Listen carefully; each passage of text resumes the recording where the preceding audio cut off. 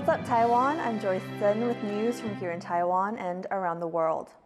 Attempts by China and Taiwan to resolve an incident in the outlying Kinmen Islands have so far failed. That's after Chinese officials were a no-show to talks, and as China continues to increase its military presence around Taiwan. Jaime Ocon has the latest. It's been 2 weeks since the deaths of 2 Chinese fishers near Taiwan's outlying Kinmen Islands in an encounter with Taiwan's Coast Guard, and tensions between the two countries are ratcheting up. Taiwanese officials in Kinmen were scheduled to meet with their Chinese counterparts on Friday, but were left waiting by the Chinese side. 海巡的执法，我们还是以优先，无论如何是一定希望能够保护自己与他船的安全。我们很不愿意看到有这样的伤亡。但是我们在我们国家的水域的执法权不容侵犯，这个是没有打折扣的条件的。我们一定要坚持，不会升高政治的对立。The intended talks were aimed at resolving an incident in mid-February, when a Chinese speedboat trying to flee from Taiwan's Coast Guard capsized, causing the deaths of 2 of the men on board. China has responded angrily to the incident, increasing its own Coast Guard patrols around Kinmen and putting more pressure on Taiwan. Kinmen is roughly 10 kilometers from China, and there are concerns that Beijing will use this opportunity to create a new normal and maintain its heightened levels of patrol. China's strategy is clearly to continue this activity and to escalate and escalate and escalate.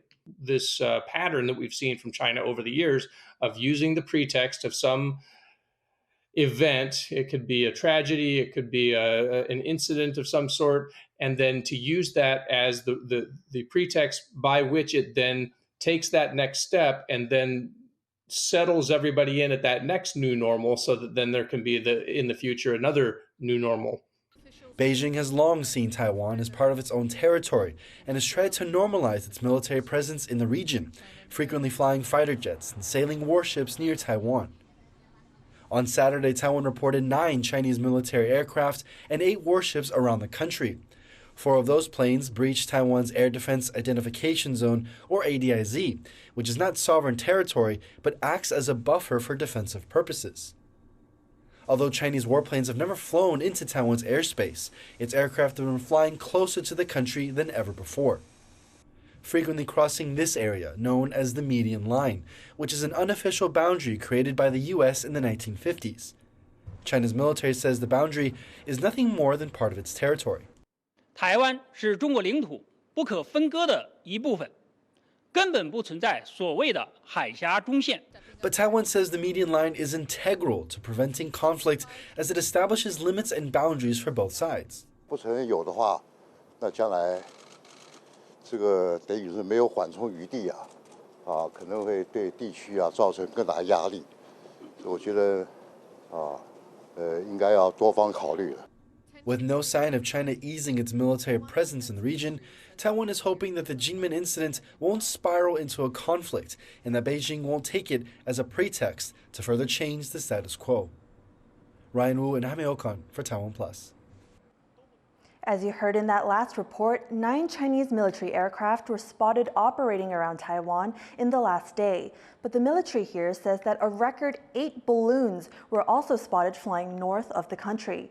But what exactly are these balloons? To find out, our reporter Jaime Ocon spoke to Thomas Shattuck, a security analyst at the University of Pennsylvania. I want to first start off with asking, are these balloons a threat? I would say on the face of it, these balloons don't appear like a major threat as long as they don't crash. But we've seen before in Taiwan that balloons have landed and crash landed on islands, on the offshore islands.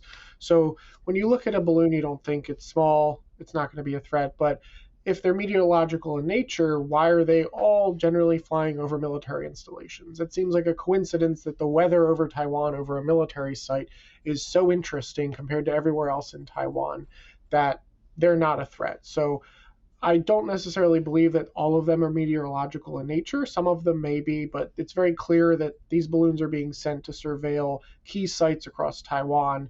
And today they're not a threat, but in the long term, that does pose a national security threat to Taiwan if all of their military installations are being monitored through the air via these balloons. Now, Taiwan's military has said that these balloons have been operating around Taiwan for a while, but it's only until recently that the military started reporting on them.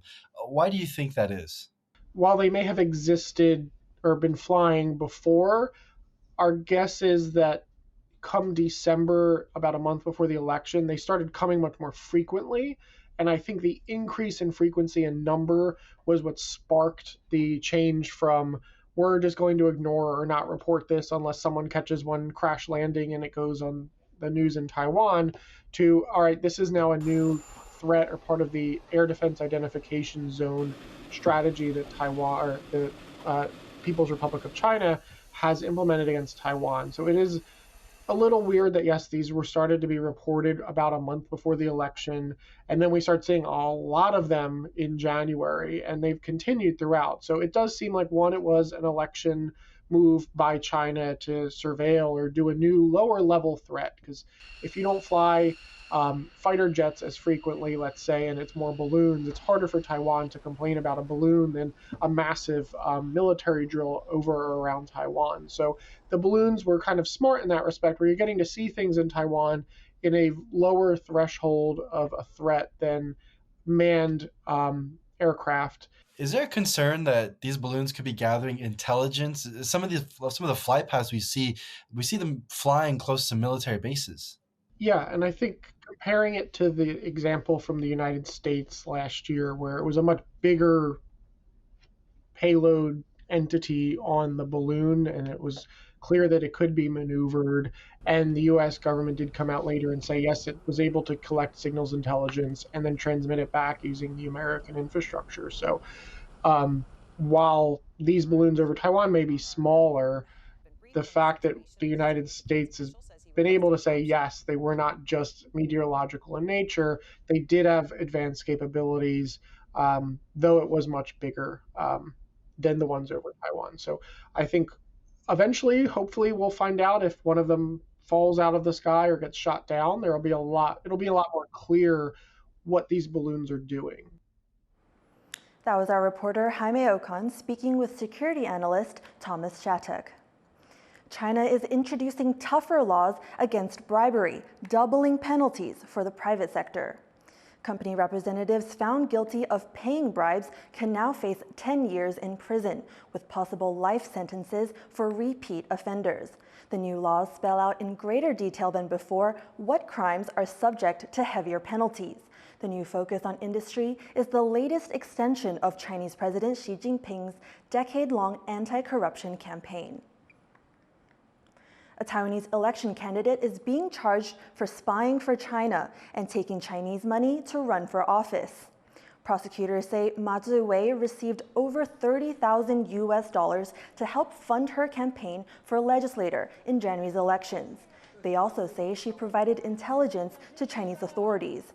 Ma was formerly a member of the Taiwan People's Party, but ran for office as an independent. She was expelled from the party after prosecutors opened their investigation. Taiwan's premier says there are no plans to loosen naturalization laws for spouses from China. The controversial topic has resurfaced as opposition party, the Kuomintang, recently proposed to shorten the process. Caught between the crosshairs of Taiwan and China, couples from two sides of the strait, facing stricter naturalization laws than other foreign spouses in Taiwan. Taiwan's premier has now waded into the debate over an opposition-led bid to loosen these laws for Chinese nationals married to Taiwanese citizens. 目前呢，不管是陆委会也好，或者是内政部也好，对于这一个议题哈，我们并没有修法的这样的一个规划。 Spouses from China need at least 6 years to become naturalized Taiwanese citizens, compared to 4 years for people from other countries.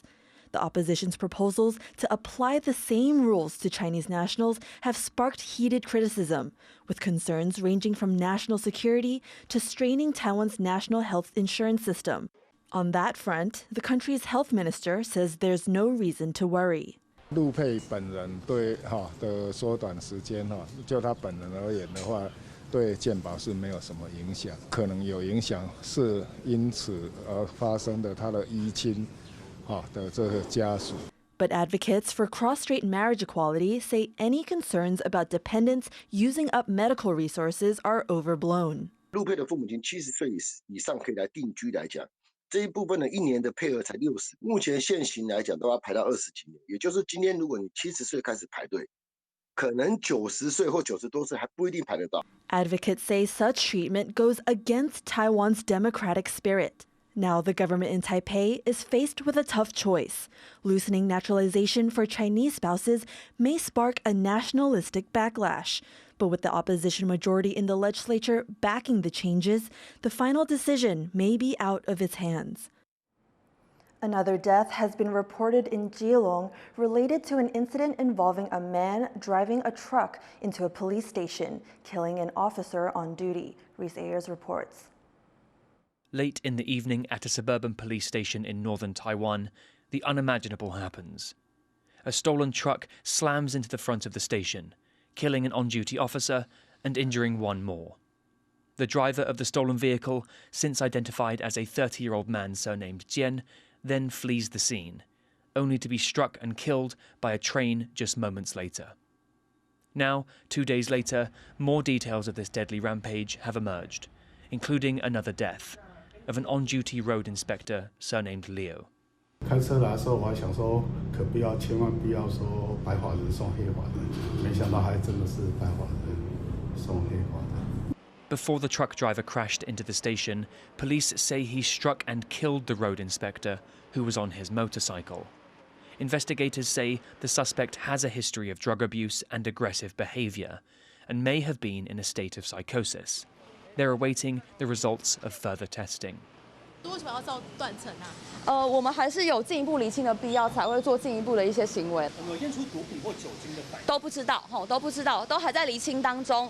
The incident has shaken the local community and left the colleagues of the dead police officer, 24-year-old Su Yu-hong, in shock. 发生这种事情真的很遗憾啊！他那个也是在值班台真的很认真的工作。他是新北人，那他毕业从去年到本所服务大概5个月。 The National Police Agency is now asking authorities around the country to strengthen security measures, and for the Keelung Police Bureau to quickly determine what led to Thursday's deadly events. Patrick Chen and Reese Ayers for TaiwanPlus. A monument has been vandalized at a listed historical site in Northeast Taiwan. An inscription on a stone pillar with the name of a Japanese-era shrine dating back to 1927 was colored in. The pillar stands within Suao Fortress, which dates back even earlier. The fort helped repel a French attack on Qing-era Taiwan in 1889. If caught, the vandals could face up to 5 years in prison and a fine of at least $15,000 US. Suao's mayor said fixing the damage needs to be done carefully. 复原这个其实都还要专家来做哦，对，不是一般人哈，这青菜给它有没有？这个都会破坏了这个本来原来的这个古迹的这个完整。 Stray dogs are posing a problem for Taiwan's endangered eastern grass owls. Our reporter Sandy Chi has the details. Sensing danger approaching and forced to flee, leaving their young ones behind. Then returning to their nest to find only the bodies of their chicks. This heartbreaking footage was captured on camera in Tainan, Southern Taiwan. 也可以去推测，就是这个游荡犬的行为，它并不是为了觅食，它只是。 These are eastern grass owls, which are endangered in Taiwan. Sad as it may seem, this sort of incident is very common. Taiwan is seeing a rise in cases of stray dogs attacking endemic species like pangolins and Reeves muntjacs. It comes after the government implemented a no-kill policy for abandoned dogs in 2017. 野外或民众通报，看到没有系绳的浪狗，就应该要 想办法把它抓起来，然后移置，不应该再让它放在野外，因为野外是野生动物栖息的地方，尤其是珍贵保育类动物。The situation leaves animal activists struggling to find a balance between the humane treatment of stray dogs and the battle to protect Taiwan's endangered and vulnerable wild animals. Devon Tsai and Sandy Chi for TaiwanPlus. Thank you for watching What's Up Taiwan. I'm Joyce. Take care and see you next time.